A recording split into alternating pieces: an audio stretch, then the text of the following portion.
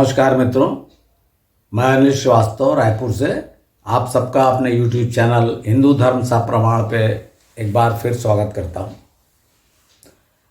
मित्रों, ये जो हिंदू धर्म पे चर्चा चल रही है, इसको मैंने आपको हिंदू आर्य अनार्य सब भारत भूमि पे कैसे आए, कैसे 5 अलग अलग संप्रदायों का एकीकरण हुआ, हिंदू धर्म बना, जातियां कैसे बनी, जो जितने हिंदू धर्म की जो कमियां हैं या विशेषताएं हैं, उन सब का मैं वर्णन कर चुका हूं। और यदि आप लोगों को इंटरेस्ट, क्यों मैं इसलिए बोल रहा हूं कि अनेक मित्र इस बारे में पूछते हैं कि भाई अगर ऐसा था तो देखिए, बार बार संभव नहीं है रिपीट करना, क्योंकि लगभग ये 25 मिनट आधे घंटे के एपिसोड में हर बार इतने विशाल धर्म को समेटना नामुमकिन है। इसलिए मेरा अनुरोध है कि यदि आपको कोई उत्सुकता जागे तो आप मेरे पिछले एपिसोड्स को देख सकते हैं चैनल पे जाकर। और मैं हर प्रकार मैं किसी विषय को, हिंदू धर्म संबंधित किसी भी विषय को छोड़ नहीं रहा हूँ, लेते जा रहा हूँ।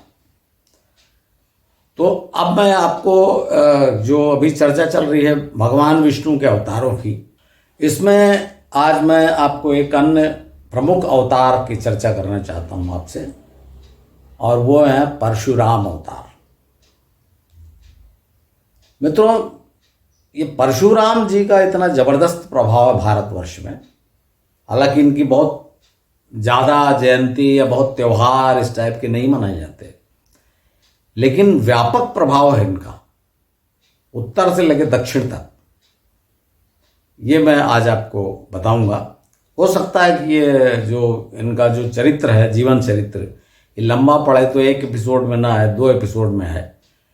तो मैं ऐसा सोचता हूँ कि पहले एपिसोड में, मतलब आज के एपिसोड में, इसकी चर्चा करता हूँ, उनका जीवन, जन्म और उनका वंश, और जो उनके बारे में ज़्यादा कहा जाता है, जो आरोप लगाया जाता है, जिसके कारण लोग थोड़ा सा उनसे दूर हटते हैं, वो है उनकी माता का वध, उनके द्वारा उनकी माता का वध, और जो बार बार प्रचारित किया जाता है 21 बार क्षत्रियों का नरसंहार।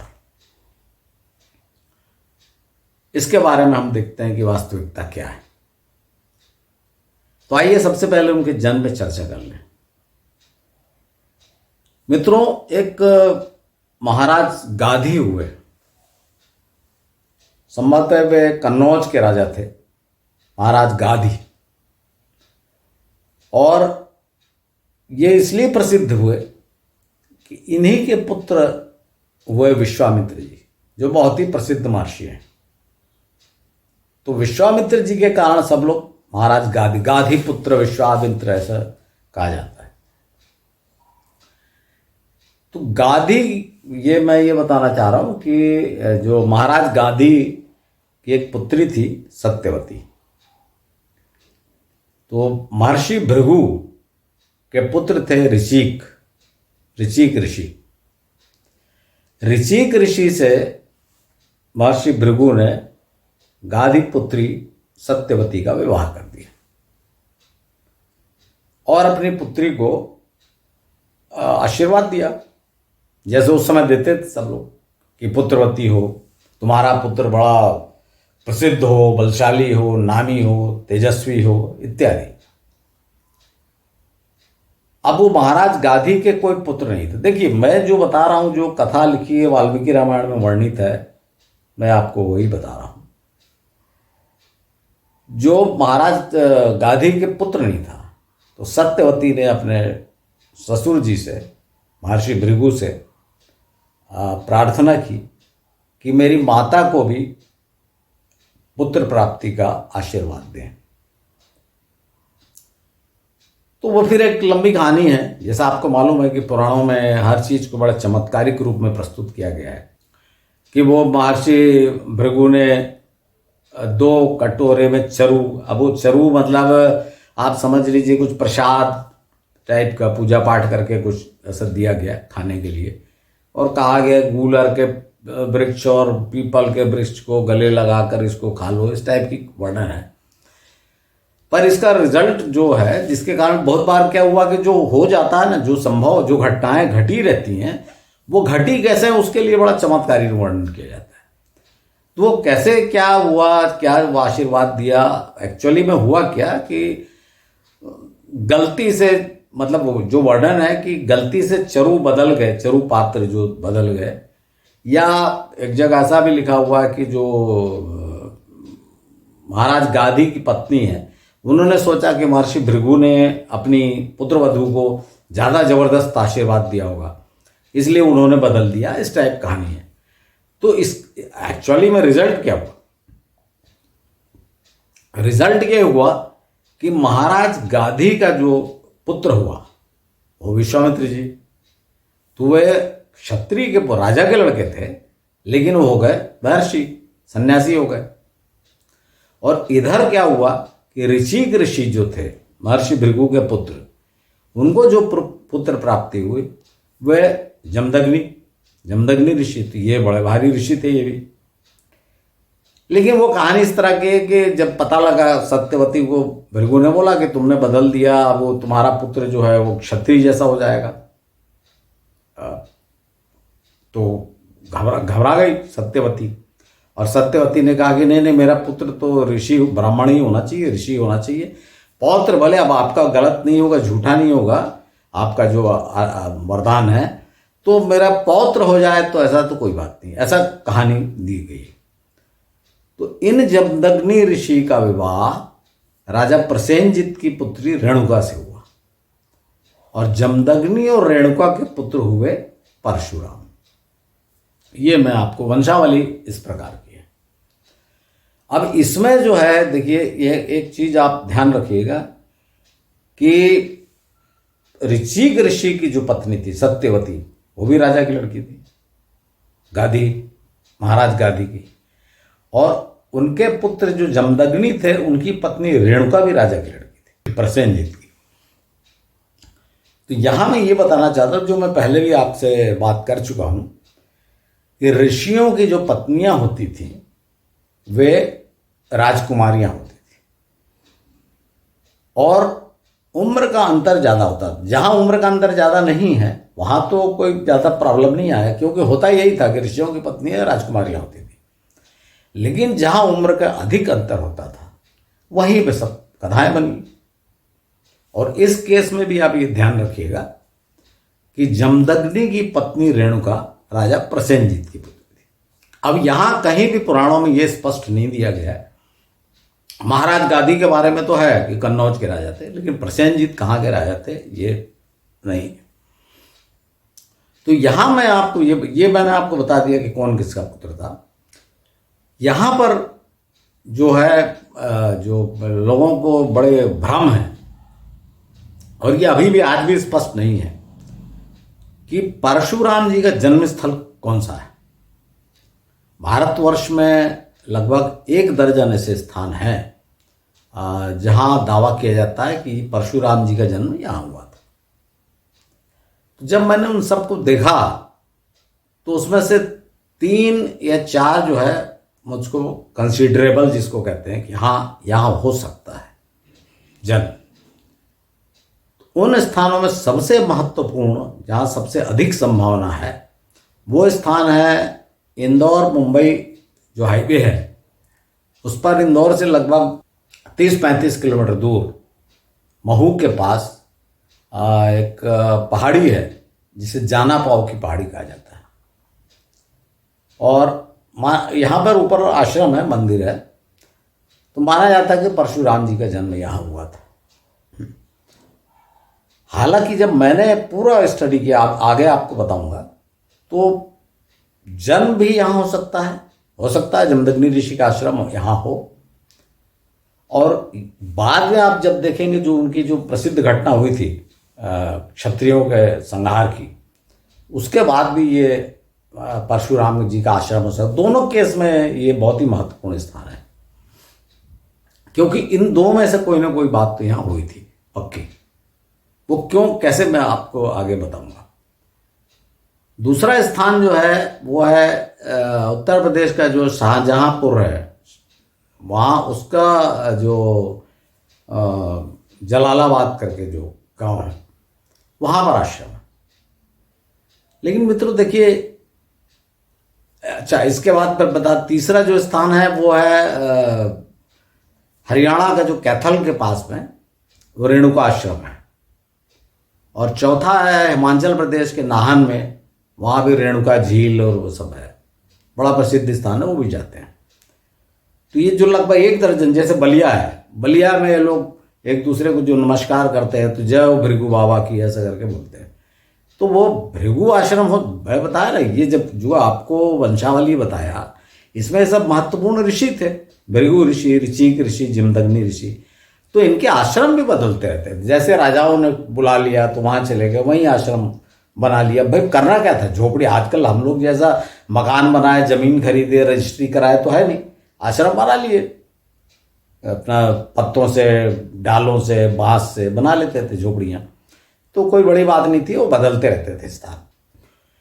तो ये 4 स्थान जो मैंने सेलेक्ट किया वो इस हिसाब से सेलेक्ट किया कि देखिए परशुराम जी से संबंधित हैं और चारों जगह कहा जाता है कि यहाँ जन्म हुआ था। तो इसमें देखिए क्या उनके जीवन में जो प्रमुख घटनाएं घटी, एक तो ये था कि रेणुका राजकुमारी थी। तो रेणुका जहाँ की राजकुमारी होंगी, राजा प्रसेनजीत की पुत्री थी, वहाँ भी रेणुका झील, रेणुका माता, रेणुका का मंदिर, ये सब हो सकता है, एक बात ये। फिर जहाँ जमदग्नि का आश्रम है वहाँ हो सकता है, वहाँ तो वही होगा जहाँ जमदग्नि का आश्रम होगा वहीं जन्म हुआ होगा। उसके बाद जो भृगु आश्रम है या विश्वामित्र जी का आश्रम है या ऋचिक ऋषि का आश्रम है, ऐसी इसमें वर्णन है उन पुराणों में कि महर्षि जो परशुराम जी थे वो बड़े होने पर शिक्षा ग्रहण करने गए तो रहे। तो ये जो 4 मैंने आपको स्थान बताया ये परशुराम जी संबंधित है। जन्म तो एक ही स्थान पे हुआ होगा, लेकिन कहीं उनकी माता रही होंगी, कहीं उनके पिता का आश्रम होगा, कहीं वो शिक्षा ग्रहण करने अपने जो दादाजी थे या नाना जी थे, विश्वामित्र या ऋचिक ऋषि, इनके पास गए थे। तो ये सब संबंधित स्थान हो सकते हैं। मैंने आपको ये 4, 1 दर्जन में 4 इसलिए बताया कि ये महत्वपूर्ण स्थान है और बहुत लोग यहाँ पर यात्रा करते हैं, तीर्थ यात्रा। तो मित्रों अब ये इसमें जो अब आगे मैं आपको इस बात की चर्चा करूंगा कि जिसके कारण से परशुराम जी के जीवन की जो घटनाएं ज़्यादा प्रसिद्ध है उन पर बात करूंगा। तो पहली बात तो ये बताऊंगा कि जो हम लोग नॉर्मली परशुराम परशुराम बोलते हैं, उनका नाम रखा गया था राम, उनका नाम था राम। और वर्णन भी ऐसा ही है कि जब उनका श्री राम, दशरथ पुत्र राम से जब मुठभेड़ हुई, मुकाबला हुआ, आमना सामना हुआ, तो यही कहते हैं कि राम रख लेने से, राम को वो कहते हैं कि परशुराम जी कि राम नाम रख लेने से तुम कोई ऐसा बलशाली नहीं होगा मेरे समान। तो मैं यहाँ सिर्फ आपको ये बता रहा हूँ कि वो उनका नाम राम था। और चूंकि वो परशु धारण किए थे, और ये जो परशुराम नाम है ये बाद में पुराणों में भी आ सकता, कोई जरूरी नहीं कि उस समय था। हालांकि आपको सब जगह मिलेगा कि लोग उनको परशुराम परशुराम संबोधित कर रहे हैं, पर ये स्मरण रखिएगा कि पुराणों का लिखित रूप बहुत बाद में आया है।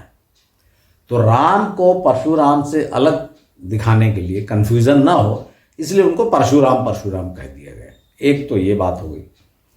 दूसरा, कई जगह पे ऐसा लिखा हुआ है कि जब उन्होंने भगवान शंकर से भी अस्त्र शस्त्र की शिक्षा प्राप्त की थी, और भगवान शंकर ने ही ये परशु उनको दिया था, तो वे उस परशु को सदा जो फरसा जिसके कहा जाता है, उसे अपना साथ में रखते थे कंधे पे, तो इसलिए भी उनका नाम परशुराम हो गया। तो कहानी इस प्रकार से है कि जब वे एक बार जब शिक्षा ग्रहण करके लौटे अपने पिता के आश्रम पे, बहुत दिनों के बाद लौटे थे, तो पिता ने तो पहले पहचाना ही नहीं। कई सालों के बाद एक बार चले गए तो कहाँ आते थे जल्दी। तो उनके 4 भाई और थे। तो पिता बड़े दुखी थे और उन्होंने बोला कि जब वो आए और मिले, अपना परिचय दिया, तो पिता ने गले लगा लिया, माता से भी मिले। तो पिता को दुखी देखकर उन्होंने पूछा, तो पिता ने कहा कि भाई ये मेरे जो तुम्हारे चार भाई हैं, जो मेरे चार और पुत्र, ये जो है मेरा कहना नहीं मानते। मैंने इनको आज्ञा दी कुछ करने की, तो इन्होंने मना कर दिया। तो परशुराम जी कहते हैं कि आप मुझे कहिए, आप जो भी कहेंगे मैं उसके पालन करूंगा। तो परशुराम जी ने फिर कहा कि देखो तुम भी बदल मत जाना। उन्होंने कहा नहीं, अटल है, आपके पिता की आज्ञा मेरे लिए भगवान की आज्ञा के समान। तो पिताजी ने कहा, जमदग्नि ऋषि ने, कि भाई अपनी माता रेणुका की सर जो है धड़ से अलग कर दो। और परशुराम जी ने बिना देर लगाए माता का सिर काट दिया। अब देखिए मित्रों, यहां जो कहानी है, भाई आपको बार बार बता रहा हूं ना कि इसमें जब किसी घटना का वर्णन करते हैं पुराणों में, तो घटना तो हुई रहती है, ये बात तो पक्की है, लेकिन फिर उसकी लीपापोती की गई रहती है। जैसे अब इसी में कि माता को मार दिया, फिर जब प्रसन्न हो गए पिताजी, तो उन्होंने पिता से बोला कि अगर आप मुझसे प्रसन्न हैं तो माता को जीवित कर दो। भाई अगर माता को जीवित करना था तो फिर मारा ही क्यों? और फिर पिता ने जीवित कर दिया, ऐसी इस टाइप कहानी, फिर मारा ही क्यों? तो ये तो सब छोड़िए, मार दिया जो बात है वो इसलिए मार दिया कि बाद में अगर जीवित कर देता तो बाद में रेणुका का कहीं वर्णन आता, तो नहीं आया, कहीं भी वर्णन है ही नहीं। बल्कि रेणुका के मृत्यु के बाद क्या हुआ उसका वर्णन है, जिससे पता चलता है कि रेणुका जी मारी गई थी। कैसे, वो देखिए। कहानी इस प्रकार है कि वो जब पूछते हैं उन्होंने वो कि अपने पिता से बाद में कि भाई क्यों माता को आपने मारने के लिए कहा मुझको। वो बताते हैं, ऐसा कथा है उसमें कि जब माँ उनकी पानी भरने गई नदी पर, तो वहाँ चित्ररथ नाम का गंधर्व था, वो अटखेलियाँ कर रहा था अपनी पत्नियों के साथ, प्रेमिकाओं के साथ, जो भी समझ। तो उनकी माता वहाँ देखने लग गई, रुक गई, तो उनको लेट हो गया। तो उससे जब वो देर से घर लौटी तो उनके पति जमदग्नि ऋषि को उन पर शक हो गया, ऐसे कहना है। और एक आध जगह मैंने पढ़ा, उसमें लिखा हुआ है कि उनका चित्ररथ गंधर्व से संबंध था रेणुका का। तो ये दावा मैं नहीं कर रहा हूं कि चित्ररथ से गंधर्व था या वो देखते हुए लेट हो गई। मैं सिर्फ आपको ये बता रहा हूं कि जब भाई मारने, गर्दन काटने वाली बात आ गई है तो गंभीर ही बात रही होगी। लेट होने पर तो गर्दन काटना जरा जमता नहीं। और दूसरी बात यह कि मैं आपको पहले ही बता चुका हूं कि राजकुमारियों से ऋषियों की शादियां होती थी। जब ये राजकुमारियां बड़ी होती थी तो इनमें असंतुष्टि का भाव आता था, क्योंकि ऋषि तो बड़े वृद्ध हो जाते थे। और ये सब आपको बार बार मैं बता चुका हूँ कि जैसे रेणुका का है वैसे अहिल्या का है। देखिए आप, अहिल्या केस उसी टाइप का है। और भाई चमन ऋषि का केस है, उसमें उनका स्वास्थ्य ठीक किया गया था। इस टाइप कई कहानियां हैं। तो खैर जो भी कारण हो, रेणुका मारी गई। रेणुका के मारे जाने के बाद सब कुछ नॉर्मल चलने लगा। लेकिन हुआ क्या, देखिए मैं आपको पहले ही बता चुका हूं कि रेणुका जो थी वो राजा प्रसेनजित की पुत्री थी। और राजा प्रसेनजित की एक अन्य पुत्री का विवाह महिष्मति के अत्यंत प्रभावशाली शक्तिशाली राजा कार्तवीर्य सहस्त्रार्जुन से हुआ था। देखिए मित्रों, आप YouTube देखिए, चाहे पुराण पढ़िए, मैं आपको जो बताता हूँ वो बहुत खोज के और तर्क से संगत बताता हूँ।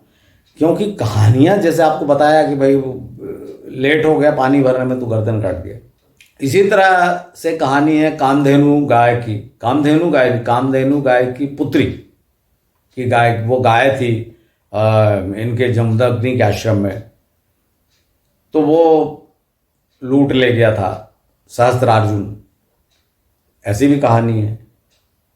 लेकिन मारने वाली बात जो थी और आगे जो विध्वंस हुआ वो गाय वाय को लूटने से नहीं हुआ था।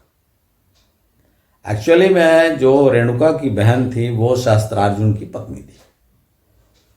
तो सहस्त्रार्जुन की पत्नी ने निश्चित रूप से अपने पति को भड़काया हुआ कि भाई एक वृद्ध ऋषि मेरी बहन से विवाह करके ले गया और उसकी गर्दन कटवा दिया, और तुम बड़े भारी शक्तिशाली राजा हो। यह सुनकर शास्त्रार्जुन, वैसे भी वो क्रूर, थोड़ा जालिम टाइप का शक्तिशाली जो होता है वो हो जाता है, अहंकार आ ही जाता है। तो वो गया और क्रोधित होकर, जब उसको पता लगा तो गया जमदग्नि ऋषि के आश्रम में, और उसने ऋषि को मार दिया और आश्रम को तहस नहस कर दिया। अब यहाँ जो मैं बता देगी, इसमें इस वर्णन में रेणुका का फिर वर्णन नहीं। तो जब कहानी ये सुनाई जाती है कि रेणुका को जीवित कर दिया, तो फिर रेणुका कहाँ थी? जब सहस्त्रार्जुन ने, कार्तवीर सहस्त्रार्जुन ने जमदग्नि ऋषि को मारा और आश्रम को तहस नहस कर दिया, तब रेणुका वहां नहीं थी। इसका मतलब रेणुका को जीवित करने वाली बात तो गलत है। अब जब वो लौटे परशुराम जी बाद में, तो उन्होंने देखा कि पिताजी मरे पड़े हैं और आश्रम सब उजड़ा हुआ है, और उनको पता लगा कि शास्त्रार्जुन आया था अपने सैनिकों के साथ। तब परशुराम जी गए और उन्होंने सहस्त्रार्जुन का संहार कर दिया। देखिए, यहां तक तो कोई कंफ्यूजन नहीं। अब सवाल है कि 21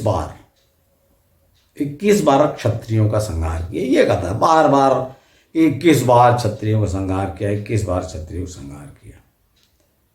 तो इसमें मेरा जो विचार है, क्योंकि देखिए 21 बार वाली बात ही पॉपुलर है, तो इसके विरुद्ध कोई बात कहना है तो आपके पास सबूत या तर्क कम से कम होना चाहिए। तो देखिए, मेरा इसमें कहना यह है कि 21, एक संभावना यह है कि उन्होंने सहस्त्रार्जुन के कुल के हर, जो क्या कहना चाहिए, पुरुष था, मेल जिसको कहना चाहिए, वो बच्चे से लेके बूढ़े तक, उनको मार दिया उन्होंने।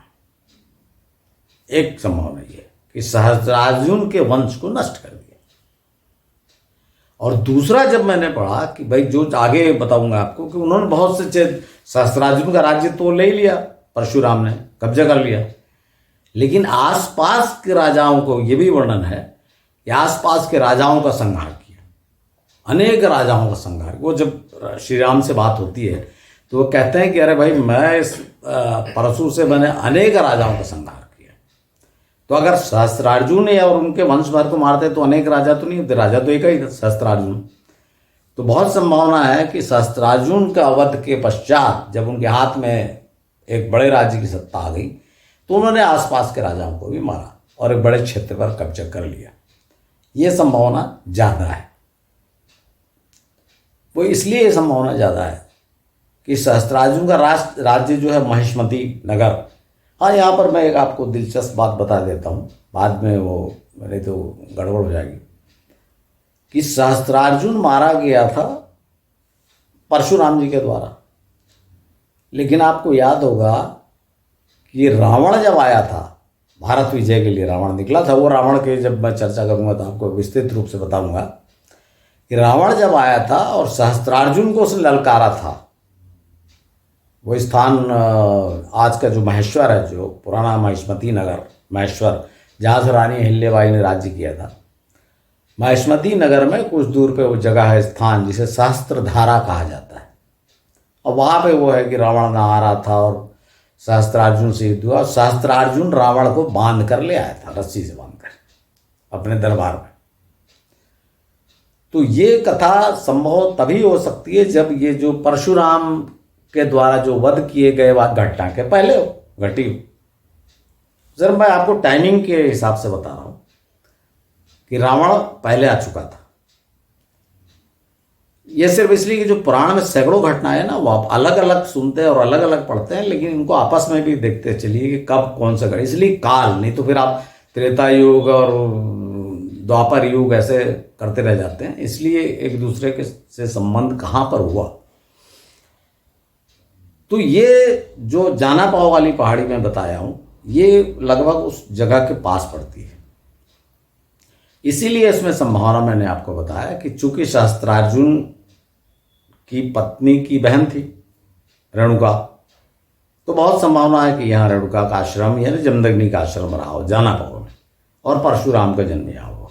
एक दूसरी बात, कहीं और आश्रम रहा हो और जब परशुराम ने मार दिया वो और उस क्षेत्र की पूरी सत्ता के केंद्र में आ गए, उन्होंने राज्य किया। एक्चुअली परशुराम, आप ये मत सोचिए महर्षि, जो वर्णन मैं आपको बता देता हूँ, वर्णन इस प्रकार का है कि परशुराम जी ने जब राजाओं को मार कर उनका राज्य छीन लिया तो वो पूरी जमीन जो है कश्यप जी को या कश्यप ब्राह्मणों को बांट दी, पूरी जमीन, ऐसा वर्णन है।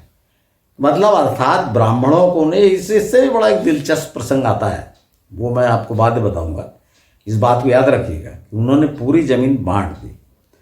तो जो ब्राह्मण, तो इसलिए इन लोगों को, इनके जो वंशजों को अयाचक ब्राह्मण कहा गया। अयाचक मतलब नहीं मांगने वाले, क्योंकि ब्राह्मण याचक होते हैं, दान दो दक्षिणा दो इस टाइप।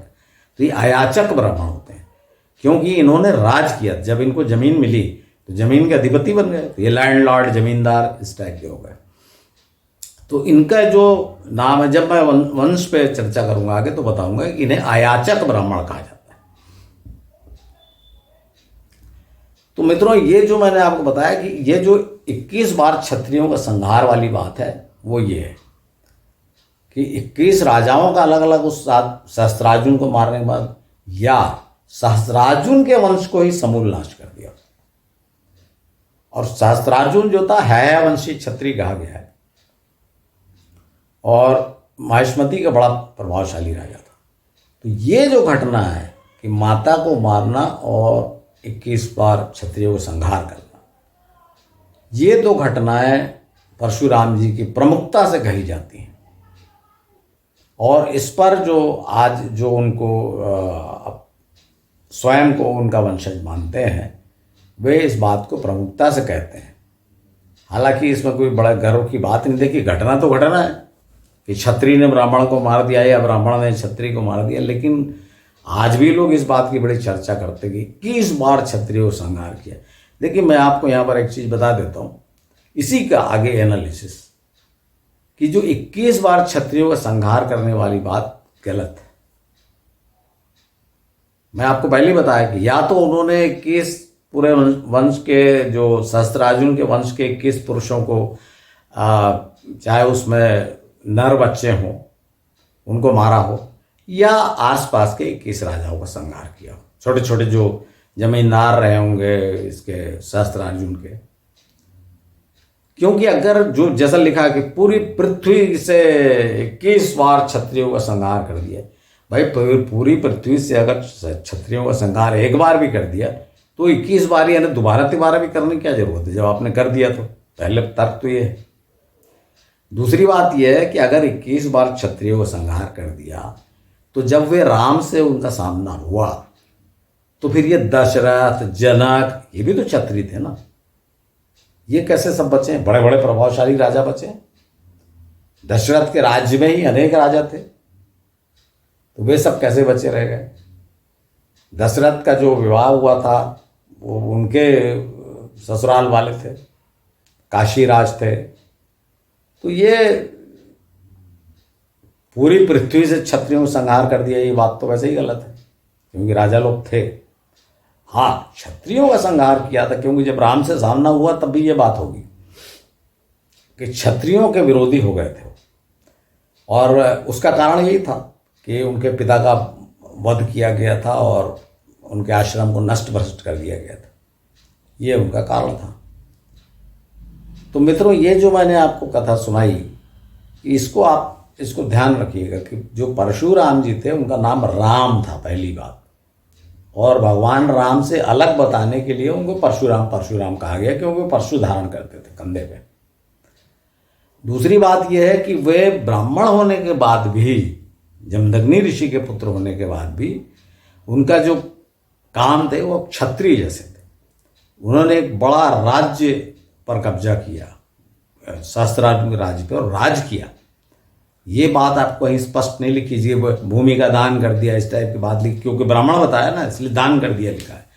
लेकिन बाद में जब राम से सामना होता है तो ये बात स्पष्ट होती है कि उनका एक बड़े भूभाग पे उनका शासन था, जिसको वे राम से हारने के बाद, जिसको राम को दे देते हैं, भगवान राम को, श्री राम को।